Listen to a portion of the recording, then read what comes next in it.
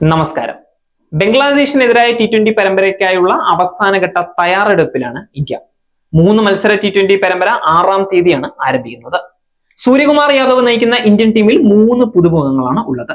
ശ്രീലങ്കയ്ക്കെതിരായ T20 പരമ്പര തൂത്തുവാരിയ India Gautam ഗംഭീറിന്റെ പരിശീലനത്തിന് കീഴിൽ വീണ്ടും ഒരു തൂത്തുവാരലാണ് പ്രതീക്ഷിക്കുന്നത്. അതിവേഗത്തിൽ റൺസ് ഉയർത്താൻ കഴിവുള്ള നിരവധി താരങ്ങളാണ് ഇന്ത്യക്കൊപ്പം ഉള്ളത്.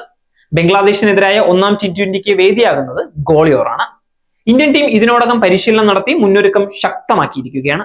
പിച്ചിന്റെ സ്വഭാവം ബാറ്റിങ്ങിനാണോ ബൗളിങ്ങിനാണോ കൂടുതൽ ഗുണം ചെയ്യുക എന്നതാണ് എല്ലാവരും ഉറ്റുനോക്കുന്ന കാര്യം. ഗോളിയോറിലെ പിച്ച് റിപ്പോർട്ട് പ്രകാരം റൺ മഴ തന്നെ പ്രതീക്ഷിക്കാം. അതുകൊണ്ട് തന്നെ 1-ാം T20യിൽ വെടിക്കെട്ട് ബാറ്റ്സ്മാൻമാർക്ക് മുന്നിലുള്ളത് സുവർണ അവസരം എന്ന് തന്നെ പറയണം. ഗോളിയോറിലെ പിച്ച് ബാറ്റിങ്ങിന് അനുകൂലമായിരിക്കുമെന്ന കാര്യം ഉറപ്പ് തന്നെയാണ്. ഇതിനു മുമ്പ് നടന്ന 12 T20 മത്സരങ്ങളിൽ 4 തവണയും ടീം 200-ന് മുകളിൽ സ്കോർ നേടിയിട്ടുണ്ട്. ടോസ് നേടുന്ന ടീം ആദ്യം ബാറ്റ് ചെയ്യാൻ സാധ്യത വളരെ കുറവാണ്. മഞ്ഞുവീഴ്ച പ്രതീക്ഷിക്കുന്നുണ്ട്. അതുകൊണ്ട് തന്നെ ടോസ് നേടുന്ന ടീം രണ്ടാമത് ബാറ്റ് ചെയ്യാൻ തന്നെയാണ് സാധ്യത. ആദ്യം ബാറ്റ് ചെയ്യുന്ന ടീം 200-ന് മുകളിലേക്ക് സ്കോർ നേടാത്ത പക്ഷം പ്രതിരോധിക്കുക വളരെ പ്രയാസമാവും. അതുകൊണ്ട് തന്നെ ബാറ്റ്സ്മാൻമാരുടെ കടന്നാക്രമണം പ്രതീക്ഷിക്കാവുന്നതാണ്. ബംഗ്ലാദേശിന്റെ T20 കണക്കുകൾ നോക്കുകയാണെങ്കിൽ നിസ്സാരക്കാരായി തള്ളിക്കളയാൻ അവരെ സാധിക്കില്ല. കടന്നാക്രമിക്കാൻ ശേഷിയുള്ള നിരവധി താരങ്ങൾ ബംഗ്ലാദേശ് നിരയിൽ ഇപ്പോൾ ഉണ്ട്. അതുകൊണ്ട് തന്നെ ബാറ്റ് കൊണ്ട് അവരുടെ മികവ് കാട്ടാൻ തന്നെയാണ് സാധ്യത. മായങ്ക് യാദവ് ഉൾപ്പെടെയുള്ള ഇന്ത്യയുടെ യുവ പേസർമാർ മികച്ച പ്രകടനത്തോടെ കസറുമോ എന്നത് കണ്ടറിയേണ്ട കാര്യമാണ്. ഇന്ത്യയുടെ ഓപ്പണറായി സഞ്ജു സാംസൺ എത്തിയേക്കുമെന്ന് തന്നെയാണ് റിപ്പോർട്ടുകൾ. സഞ്ജു സാംസണിനെ സംബന്ധിച്ച് ബംഗ്ലാദേശ് പരമ്പര നിലനിൽപ്പിന്റെ പ്രശ്നം തന്നെയാണ്. ഇതിലും ഫ്ലോപ്പ് ആയാൽ സഞ്ജു സാംസണിന് ഇന്ത്യൻ ടീമിലേക്ക് തിരിച്ചുവരവ് പ്രയാസമാകും. ഈ സാഹചര്യത്തിൽ സഞ്ജുവിന് വളരെ നിർണായകമാണ് ഈ പരമ്പര. അഭിഷേക് ശർമ്മയെ മാത്രമാണ് ഇന്ത്യൻ ഓപ്പണറായി പരിഗണിച്ചിട്ടുള്ളത്. അതുകൊണ്ട് തന്നെ സഞ്ജുവിന് ഓപ്പണർ റോൾ നൽകാൻ തന്നെയാണ് കൂടുതൽ സാധ്യത.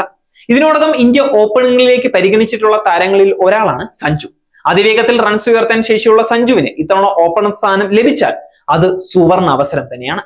പിച്ചിൽ സ്വാഭാവികമായ മുൻതൂക്കം ബാറ്റിംഗിലുണ്ട്. ഇത് മുതലാക്കാൻ സഞ്ജുവിന് സാധിക്കണം.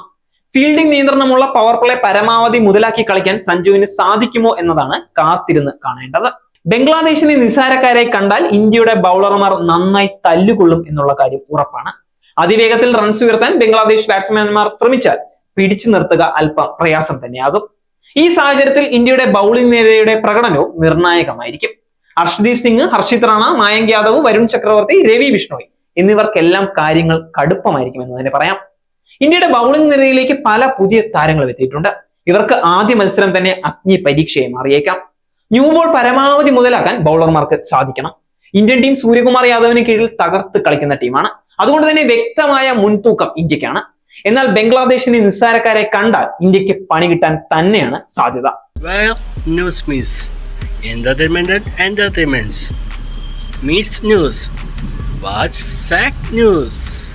നേരിന്റെ വാർത്തകൾ നിങ്ങളുടെ വിരൽത്തുമ്പിലെത്താനായി സാഗ് ന്യൂസ് ചാനൽ സബ്സ്ക്രൈബ് ചെയ്തും ഷെയർ ചെയ്തും ഒരു ശരിയായ മാധ്യമ നിലപാടിനൊപ്പം നിൽക്കാൻ ഞങ്ങൾ നിങ്ങളെ ക്ഷണിക്കുന്നു.